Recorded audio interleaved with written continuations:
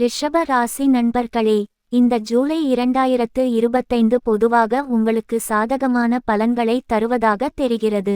உங்கள் தொழில் ஸ்தானத்தின் அதிபதி கடந்த மாதங்களைப் போலவே இந்த மாதமும் லாபகரமான வீடாக இருக்கும்.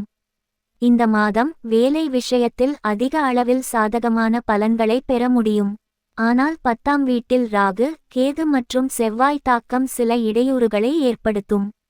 இந்த மாதம் முக்கிய வணிக முடிவுகளை ஒத்திவைப்பது நல்லது. புதிய தொழில்கள் இப்போது வேண்டாம். தொழிலதிபர்களுடன் ஒப்பிடும்போது வேலையில் இருப்பவர்கள் இந்த மாதம் சிறந்த முடிவுகளை பெறலாம்.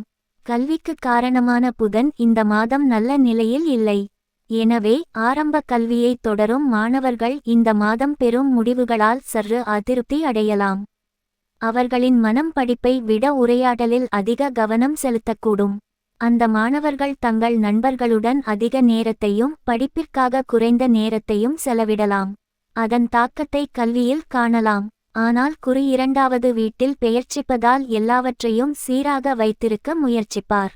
அதாவது குடும்பத்தின் ஒவ்வொரு உறுப்பினரையும் மதிக்கும் நபர்கள் தங்கள் குடும்பத்தில் சச்சரவுகளை தவிர்க்க முடியும் மற்றும் குடும்ப உறுப்பினர்களிடையே நல்லிணக்கத்தை பேணுவதில் வெற்றி பெறுவார்கள். உங்கள் காதல் உறவுக்கு புதன் கிரகம் உங்களை பெரிய அளவில் ஆதரிக்கவோ எதிர்க்கவோ இல்லை.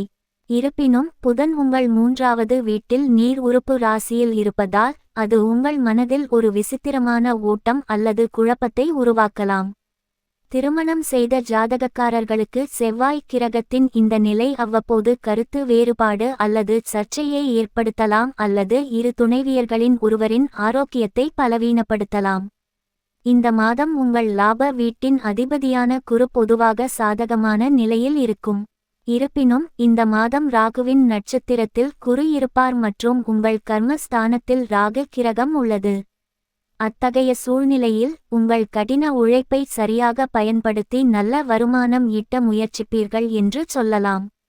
இந்த மாதம் உங்கள் ஆரோக்கியத்திற்கு கலவையான பலன்களை தருவதாக தெரிகிறது. உடல் ரீதியாகவும் மன ரீதியாகவும் சில பிரச்சனைகள் வரலாம். இந்த மாதம் நீங்கள் வாகனத்தில் செல்லும் போது எச்சரிக்கையுடன் ஓட்டவும். திங்கள்கிழமை தோறும் அருகில் உள்ள அம்மன் கோயில் சென்று வழிபட்டு வாருங்கள். சிறப்பான மாதமாக இருக்கும்.